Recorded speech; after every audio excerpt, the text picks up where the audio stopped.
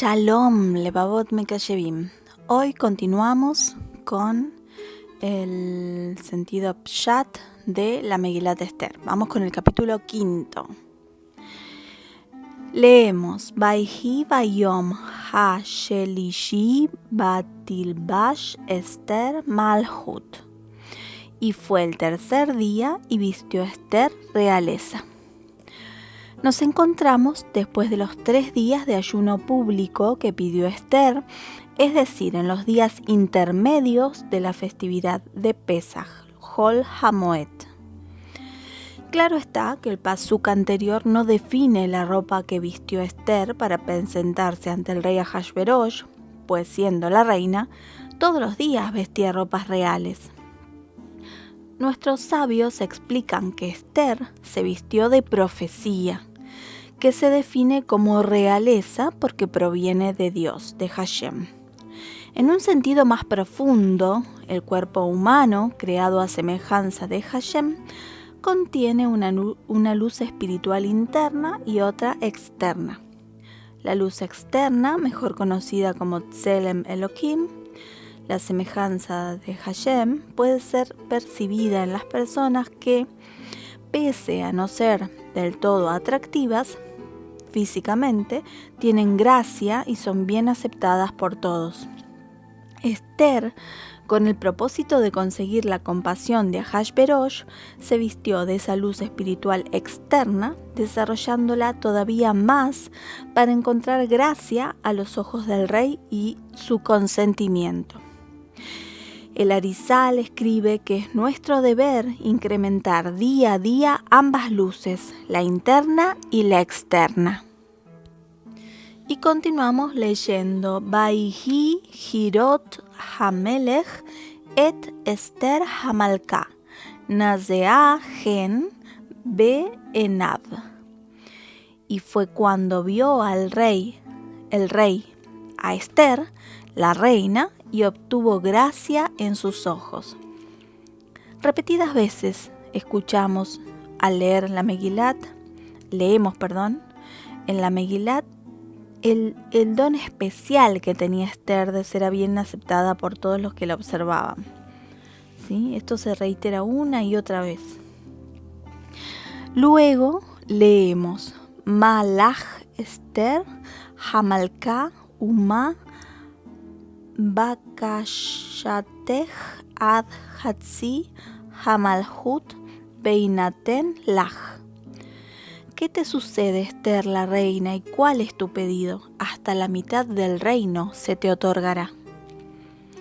El milagro sucede y el rey Ahasverosh acepta gustosamente a Esther e incluso se apresura a preguntarle qué es lo que desea, ofreciéndole hasta la mitad del reinado.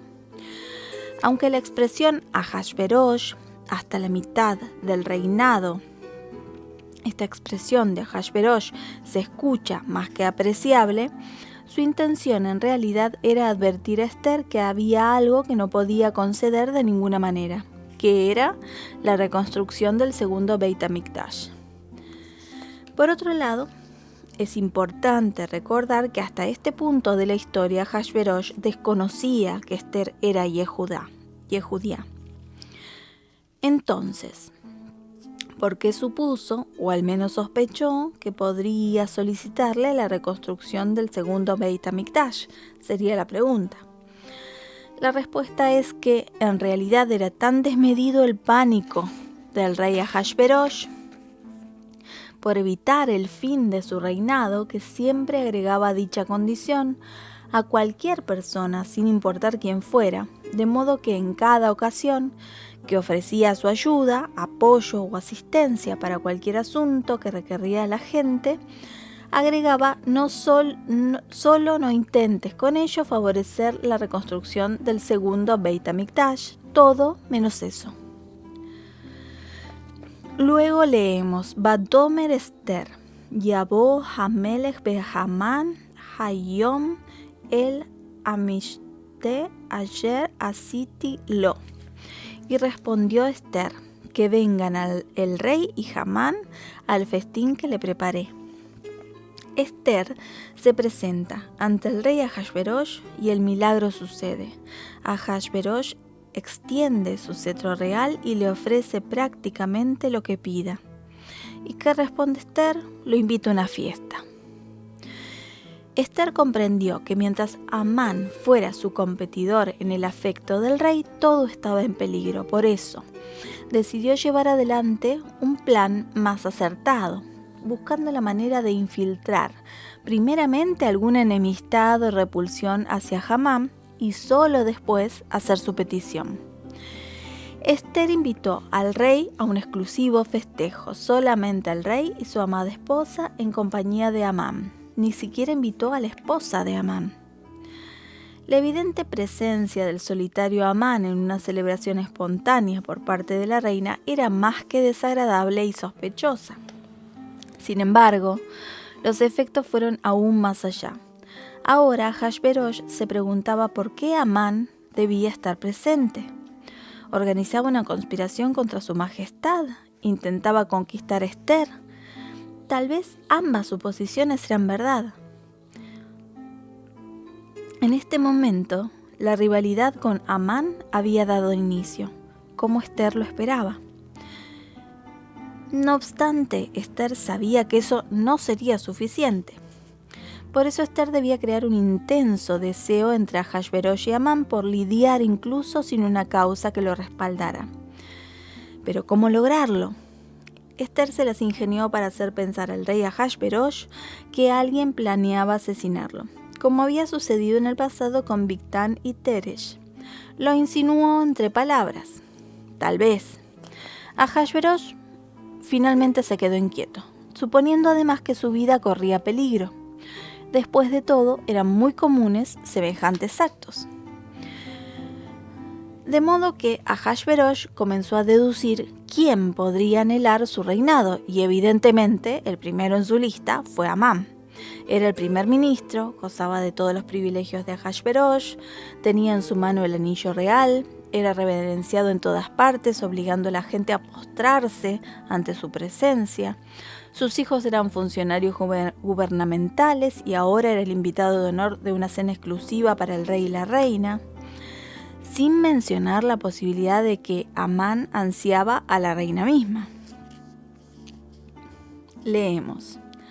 Bata'an Esther batomar sheelati ubakashati im matzati gen be'ene hamelech be'im al hamelech tov latet et sheelati bela'asot et bakashati yabo hamelech be'aman el amishte asher ese lahem umahar ese kidbar hamelech. Y respondió Esther y dijo: mi solicitud y mi petición, si encontré gracia en los ojos del rey, y si le parece correcto al rey conceder mi solicitud y llevar a cabo mi petición, que vengan el rey y Amán al banquete que prepararé mañana para ustedes, y mañana haré lo que el rey me pide. Es sorprendente tanta introducción de Esther solo para invitar al rey a otro banquete. La explicación es que Esther continuaba con su plan de despertar en Ahasverosh celos, sospechas y rivalidad con Amán. Después de comer y celebrar, Ahasverosh preguntó a Esther qué sucedía, a qué se debían tantos preparativos, por qué no simplemente le decía lo que quería. Esther, al parecer, había percibido que todavía no era suficiente. La rivalidad que debía sentir contra Amán tenía que incrementarse aún más. De lo contrario, todo su plan estaría en peligro. Así que decidió dramatizar todavía más su solicitud ante Ahasverosh. Todo ello para terminar ofreciendo un segundo banquete. Es evidente que el corazón de Ahasverosh estaba al borde de explotar de nervios. El Talmud advierte que jamás se debe provocar a un malvado mientras la suerte le sonríe.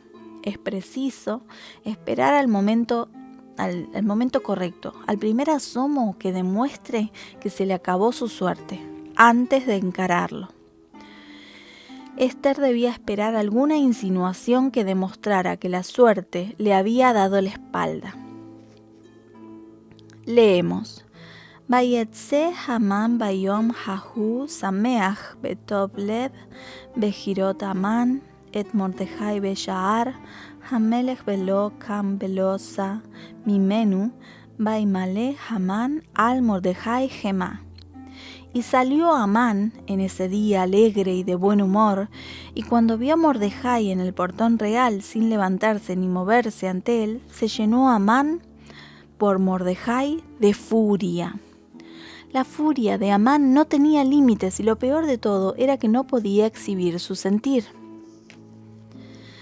Vayabó el beto, vaisaper lahem bejol se enenu shove li. Y entró a su casa y les relató, y todo esto no tiene valor para mí. Esto no vale nada. Para comprender mejor esto que está sucediendo en este momento, el Talmud pregunta dónde figura Amán en la Torá y señala el pasuk en el que Hashem reprende a Adam Arishon por haber consumido el fruto prohibido. Hamin haetz asher tzivitija levilti ahol mimenu ajalta. ¿Acaso del árbol que te ordené no consumir, consumiste? La palabra Amin en hebreo se escribe del mismo modo que se escribe el nombre Amán. A primera vista, lo anterior no tiene sentido. Para empezar, ¿qué relevancia tiene dónde figura el nombre de Amán en la Torá? En realidad, lo que el Talmud quiere enseñarnos es que este episodio de Adam Arishon y lo que sucedió con Amán guardan un gran parecido. Adam Arishon vivía en el paraíso. Significa que podía consumir lo que deseara, hacer lo que quisiera. Solo estaba limitado a no consumir de un fruto determinado, de un árbol determinado. Sin embargo, Adam Arishon sintió que todo esto no valía nada, ya que su todo no estaba completo. De hecho, fue exactamente lo mismo que le sucedió a Amán.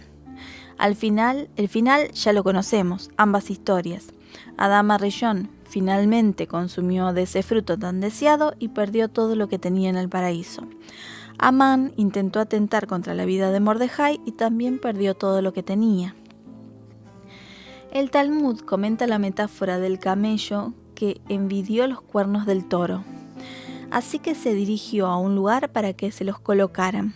Al llegar al lugar donde le habían indicado, le comentaron que no era posible colocarle cuernos sin removerle primero las orejas. Sin otra opción, el camello accedió a que le cortaran las orejas con tal de tener los cuernos del toro. Finalmente le quitaron las orejas y le informaron que no era posible que tuviera cuernos, pues era un camello. En resumen, se quedó sin orejas y sin cuernos. Moraleja, el que busca lo que no tiene, finalmente pierde lo que sí tiene. Es muy común que escuchemos muchas veces de los maestros de Kabbalah decirnos que el que persigue aquello que no le corresponde, pierde aquello que no le corresponde y también lo que tenía. Continuemos leyendo.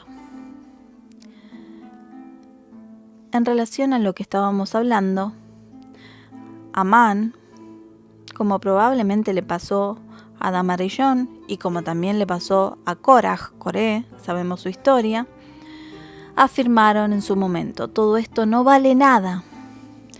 Y mucha gente imita este proceder, lo tienen todo, pero carece de valor alguno hasta conseguir lo que desea. No aprecia ni disfruta lo que posee, vive amargado y vacío hasta conseguir algo que quiere. El problema está que, tan pronto consigue lo que quiere, surge un nuevo deseo y de nuevo todo lo que tiene no vale nada. La magia está en disfrutar del momento, vivir el hoy como es, sin suponer que estaría mejor si tendría lo que cree que le falta. Leemos. Batomer lo seresh ishto behol ohavav yazu etz gaboa hamishim ama beitlu et Mordejai alav. Y respondió Zeresh, su esposa, y todos sus compañeros que se elabore un palo de 50 amot y que cuelgue a Mordejai de él. 50 amot de altura, que serían 25 metros aproximadamente. Amán acepta y en su emoción por terminar con su enemigo Mordejai construye la horca personalmente. ¿Por qué una horca tan alta? Sería la pregunta. Una de las leyes aceptadas por todos los imperios era que si a quien se le sentenció a pena de muerte y el procedimiento empleado para terminar con su vida fracasara, se le podía conceder el derecho a vivir. Tal vez reconocían una especie de insinuación divina de que dicho hombre no debía morir y por eso lo hacían. Por eso Zeresh y los amigos de Amán propusieron una solución segura, a prueba de fallas. Si Mordejai se soltaba de la horca, la caída de tan alto lo mataría. Y otra explicación que se nos da es que podría ser que Amán temía que una vez que el cuerpo de Mordejai pendiera de la horca, alguien pudiera llegar a leer el escrito que llevaba bajo su calzado, en el que Amán había afirmado ser su esclavo. Por eso decidió hacer la horca lo suficientemente elevada como para que nadie pudiera leer eso o siquiera percibir que tenía algo escrito en el zapato, en la suela de su zapato. Leemos. Ubaboker emor la melech, y por la mañana dile al rey. Amán debió haber consultado primero al rey y solo después de conseguir el consentimiento de asesinar a Mordejai, ir a elaborar la horca. Pero bueno, no lo hizo así. Postergó esta solicitud al rey hasta el final. ¿Por qué? Esto se debía a que todos conocían bien el peculiar estado de ánimo cambiante que tenía el rey Ahasverosh. ¿Cómo se demuestra a lo largo de la Megilá? Vemos que era un rey inseguro, siempre temeroso de perder el poder, muy cambiante, que le gustaba mucho la bebida. Por ello, Amán decidió tenerlo todo listo. Después, consultar al rey y una vez contando con su aprobación, terminar con la vida de Mordejai antes que se arrepintiera. Cabe mencionar que Ahasverosh se enteró que Amán había construido la horca sin consultarlo, lo que acentuó sus sospechas e incrementó la enemistad que había iniciado Esther desde que los había invitado al banquete. Demostraba con esta conducta que ya no necesitaba del permiso del rey para hacer lo que solo el rey podía aprobar. Seguimos en el capítulo 6. Leemos. Balayla hahu nadeda shenat hamelech. En esa noche se perturbó el sueño del rey. Ahora la Megilá procede a relatarnos qué fue lo que sucedió con el rey Ahasverosh. Él no salió de todo contento del banquete, sus pensamientos lo atormentaban. Sospechaba que su tan amada esposa estaba asociada con Amán en su contra. Y es por todo esto que no podía conciliar el sueño. Comprendemos que tiene esa razón. Lo primero que decidió Ahasverosh fue averiguar si alguien estaba tramando asesinarlo y por dónde empezar. Pensó que un golpe de estado o planear asesinar a un rey no podía llevarse a cabo por un solo individuo. Era evidente que había más de una persona que debía estar involucrada. Y siguió elucubrando que sería posible que ninguno de los cómplices optara por advertir al rey y recibir así una gran fortuna y honores reales. Pero siempre entre los criminales se encuentra el traidor.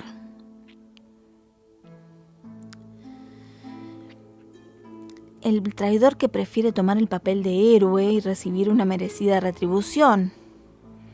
¿sí?, que poner todo en juego, incluyendo su vida, para repartirse un botín. Siempre hay un traidor. Entonces, el rey Ahasverosh decidió verificar esto. Y como ese héroe, ese traidor al enemigo, no había aparecido, y al parecer la gente que lo rodeaba no estaba del todo convencida de que le convenía recibir remuneración del rey en lugar de lo que pudiera obtener por derrocarlo o por hacerle un golpe de estado, suponiendo que sus planes surtieran efecto, podía ser posible que eso sucediera. Y la verdad, el rey se había ganado la fama de no retribuir favores. Por ello, el rey ordenó que le trajeran a su habitación el libro de los recuerdos, de las memorias del reino. Seguramente allí iba a encontrar si en el pasado alguien lo había salvado y no fue gratificado debidamente. De ser así, el paso a seguir era recompensar y distinguir públicamente al que lo hubiese hecho para despertar en la gente el anhelo de salvar al rey ante cualquier amenaza a su persona o a su imperio. Esa era la estrategia del rey Ahasverosh dentro de su preocupación y su inseguridad. Y ahí es donde, encuentra que Mordejai lo había salvado en el episodio de Bigtan y Teresh, cuando intentaron terminar con la vida del rey, y le había avisado a tiempo. Podríamos suponer que Ahasverosh decidió no recompensar a Mordejai, tal vez por el hecho de ser un líder yehudí. Recordemos que Ahasverosh deseaba exterminar a todo el pueblo de Israel con igual o mayor interés que el mismo Amán, pues representaban una amenaza contra su dominio, como lo explicamos anteriormente. Así que probablemente Ahasverosh se convenció que si Mordejai no le hubiera salvado la vida, lo hubiese hecho cualquier otra persona, de modo que no le debía nada a cambio. Es importante reconocer que es común minimizar las bondades que la gente nos hace, restando méritos a los que se preocupan por nosotros y concluyendo que en realidad no hizo gran cosa. Estamos acostumbrados a menospreciar los favores de los demás y ser malagradecidos con el prójimo, tal vez para no sentir que le debemos una. Y este era el caso de Ahasverosh. Leemos: Vaimatse Katuv Asher Igid Mordejai al Bigtana ba Teresh. Y se encontró escrito lo que comentó Mordejai sobre Bigtan y Teresh en el libro de las memorias, de las crónicas del reino. Vayomer Hamelech mi behatzer. Y preguntó el rey: ¿quién está en el patio? Al escuchar y recordar a Ahasverosh el día en que su vida estuvo en riesgo y que Mordejai lo había salvado, se alegró, pues finalmente encontró al hombre que una vez hizo algo por él y no había sido retribuido. Ahora Ahasverosh debía recompensarlo públicamente y de manera que alentara a su gente a ayudarlo de nuevo, viendo la forma en la que iba a distinguir a quien fuera que lo hiciera. Tal vez así recuperaría de nuevo la confianza de la gente y le salvarían su vida de nuevo. Por eso solicitó llamar al primero de los ministros que se presentara en el patio real. De inmediato fue informado que casualmente Amán recién estaba llegando. Lo que el rey desconocía era por qué Amán había madrugado para llegar al palacio a tan tempranas horas de la mañana. Sin embargo, eso no lo perturbaba, simplemente ordenó traerlo a su habitación. Amán no había madrugado, sino que se mantuvo despierto toda la noche, construyendo la horca, y ahora se presentaba en las primeras horas del día para solicitar la aprobación del rey para colgar a Mordejai tan pronto fuera posible. Leemos: Vayomer lo hamelech ma laasot baish asher baamelech hafetz bikaro. Y le dijo el rey: ¿qué hacer con el hombre a quien el rey desea honrar? Una manera de descubrir lo que pasa por la mente de una persona y de esta manera conocerla mejor es pedirle que imagine determinada dificultad por la que está pasando otra persona y preguntarle cómo solucionaría esta situación. Lo más común es que esa persona busque dentro de sí misma si está pasando por una situación similar y posteriormente comentará cómo le gustaría solucionarla. Escuchando su respuesta podremos conocer sus deseos, sus opiniones, sus intereses. Y acá tenemos una historia. En cierta ocasión se presentaron 3 socios ante el rey Shlomo para que con su vasta sabiduría descubriera al ladrón entre ellos. Lo sucedido fue que los 3 habían escondido su fortuna en un mismo lugar, que solo ellos conocían. No había forma que ningún otro ser sobre la tierra lo descubriera. Lamentablemente el dinero fue robado y sin lugar a dudas debía haber sido alguno de ellos 3. Sin embargo, ninguno reconocía haber sido el culpable.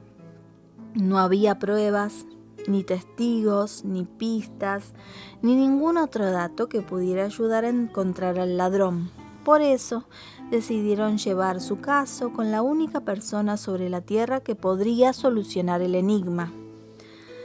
El rey Shlomo les respondió que en ese momento estaba atendiendo otro juicio y que no le sería posible atender su problema sin antes terminar con el presente. Y añadió: ya que están aquí, les pido su ayuda para resolver este caso, y cuando sea resuelto escucharé lo que tengan que decirme. Les explicó de qué se trataba. Una pareja de recién casados sentía la obligación de retribuir a 3 personas que le habían hecho favores muy grandes. Sin embargo, estaban en posición de premiar solo a una de las 3, y su duda era cuál de los 3 era el más apropiado recompensar. La novia explicó la bondad que cada una de esas personas les había hecho. Cuando era más joven se enamoró de un muchacho y le prometió que se casaría con él. Con el pasar de los años se enamoró de otra persona y decidió convertirse en su esposa. Sin embargo, sabía que ante todo debían exonerarle su promesa. Así que fue con el primer hombre al que le había prometido se casaría con él para conseguir su aprobación. Dicho hombre le declaró que seguía enamorado de ella y su afán por tomarla por esposa era inmenso. No obstante, respetaba su deseo y le eximió de su promesa, permitiéndole de este modo casarse con el otro hombre que había conocido. Camino a su boda, un delincuente la capturó con intenciones de deshonrarla. Ella le suplicó que no lo hiciera, explicándole que estaba rumbo a su boda y esto afectaría su vida por siempre. El delincuente entró en razón y la liberó. Después de su boda, la joven pareja se dirigía a su nuevo hogar con todos los regalos que habían recibido en la ceremonia. De pronto, un asaltante los estaba esperando y cuando llegó el momento oportuno, los detuvo para quitarles todo lo que tenían. Ellos le explicaron que si lo hacía, los dejaría en la miseria y su vida sería muy desdichada, más ahora que comenzaban una nueva etapa en sus vidas. El asaltante comprendió las consecuencias y decidió no tomar nada, permitiendo que continuaran su camino. Ahora bien, les preguntó el rey Shlomo, ¿cuál de estos 3 hombres es el que más merece ser retribuido? ¿El prometido que renunció a su promesa de matrimonio? ¿El delincuente que no deshonró a la novia camino a su boda? ¿O el asaltante que se abstuvo de robarle todo a los recién casados? Mientras estaban pensando, uno de ellos gritó de repente: «No hay duda alguna, el ladrón debe ser recompensado. Ya tenía el dinero en la mano y lo dejó ir». Para sorpresa de los presentes, el rostro del rey Shlomo se tornó muy serio, sus ojos parecieron encenderse en llamas y señalando con el dedo aseveró: «Tú eres el ladrón y tú eres quien robó el dinero a tus socios». Avergonzado, el socio ladrón no supo qué decir y se postró a los pies del rey Shlomo, rogando por misericordia. Asombrados los otros dos socios, se preguntaban cómo fue posible para el sabio rey saber quién era el ladrón. Lo que hizo Shlomo fue utilizar el pensamiento del ladrón en contra de sí mismo, haciéndolo pensar a quién perdonar. Este mismo método lo aplicó el rey Ahasverosh con Amán. Al hablarle de otro, se le hace revelar inconscientemente sus propios deseos. Cuando Amán se presentó ante Ahasverosh, el rey le preguntó qué debería hacer para demostrar el aprecio que sentía por una persona. Amán obviamente supuso que el rey se refería a él mismo y le preguntaba de ese modo tan enigmático solo para saber qué deseaba recibir el rey como acto de gratitud por todo lo que había hecho por él. El rey, con solo ver la mirada de Amán, se dio cuenta que su plan había tenido éxito. Ahora solo faltaba prestar atención a lo que Amán ansiaba recibir y concluir de este modo si las sospechas de conspiración contra su primer ministro eran falsas o verdaderas. Yaviu lebush malchut asher lavash bo hamelech besus asher rahav alav hamelech ba asher nitan Keter Malhut Berosho. Que traigan el atuendo que vistió el rey y el caballo que montó el rey cuando portaba la corona real en su cabeza. Amán no pidió que lo vistieran con ropa parecida a las del rey. De hecho, tampoco le era suficiente vestir ropa real.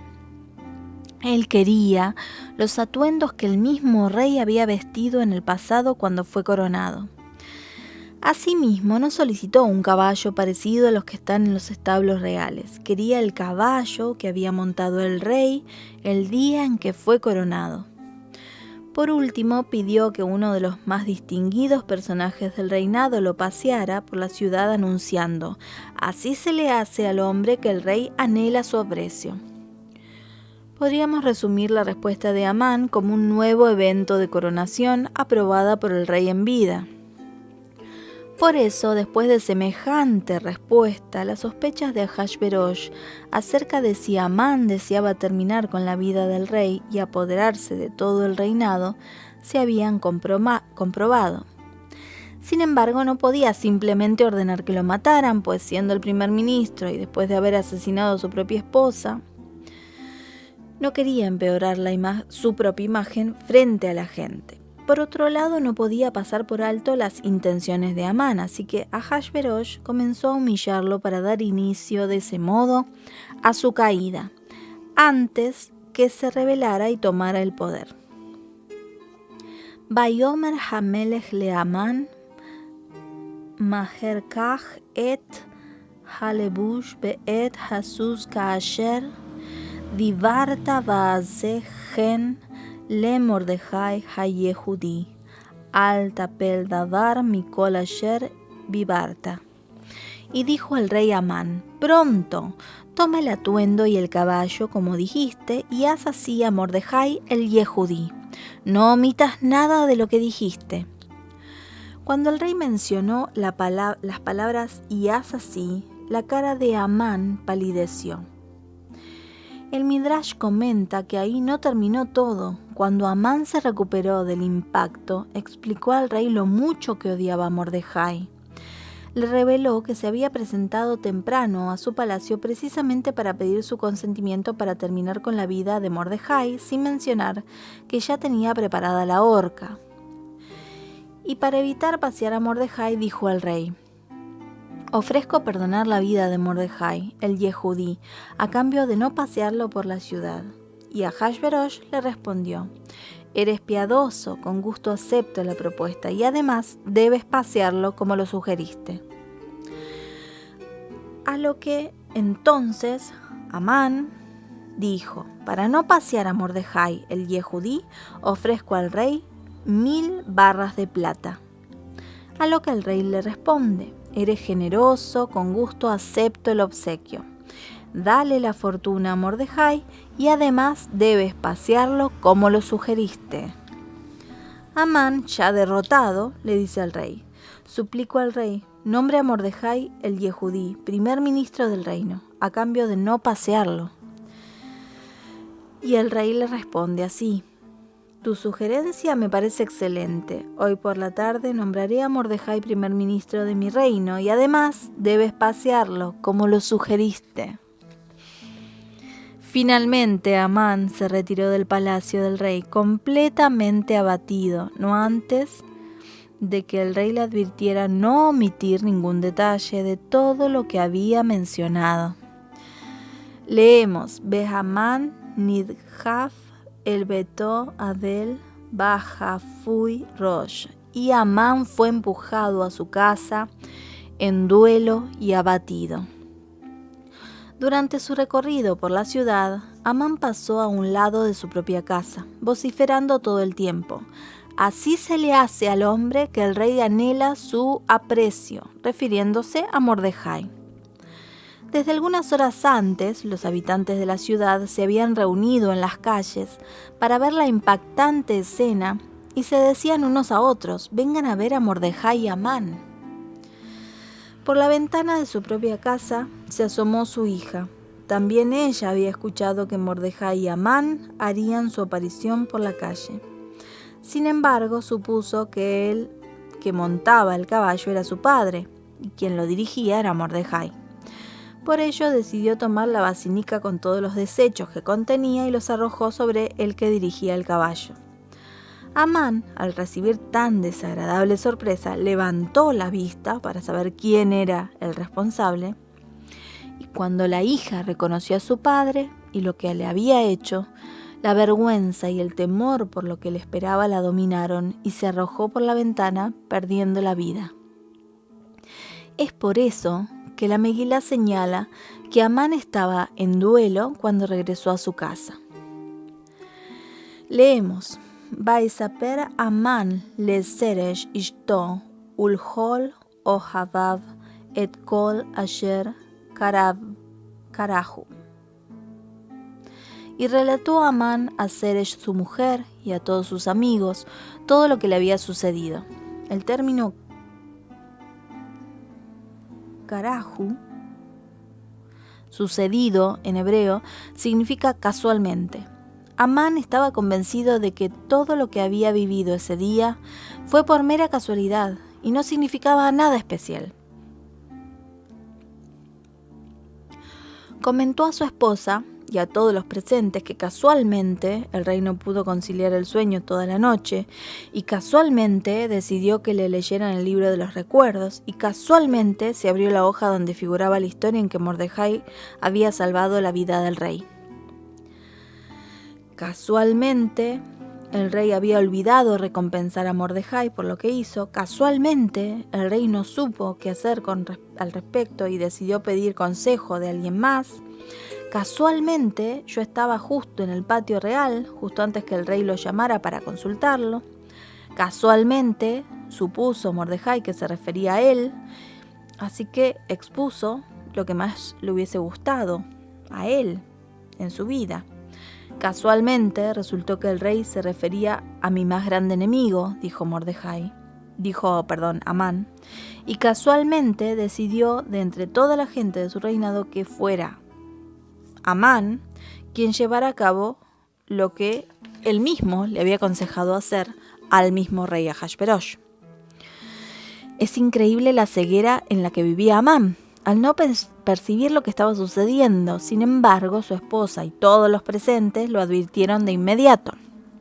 Leemos: Vayomerulo im misera hayehudim Mordejai lo tujalo. Y le respondieron: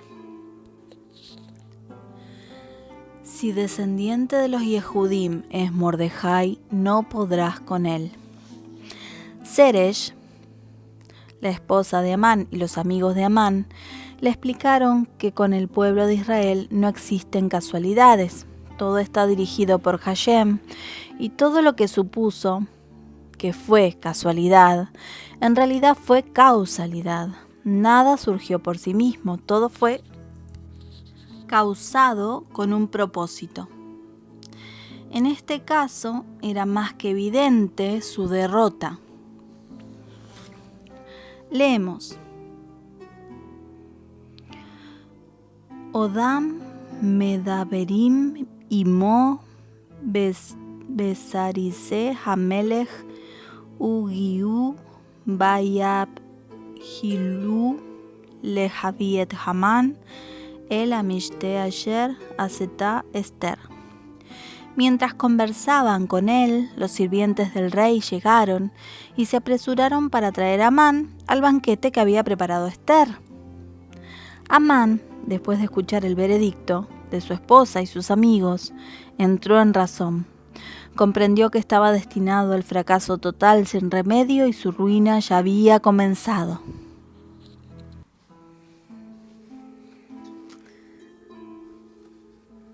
Si te gustó hasta acá, dale me gusta, suscríbete, deja tu comentario.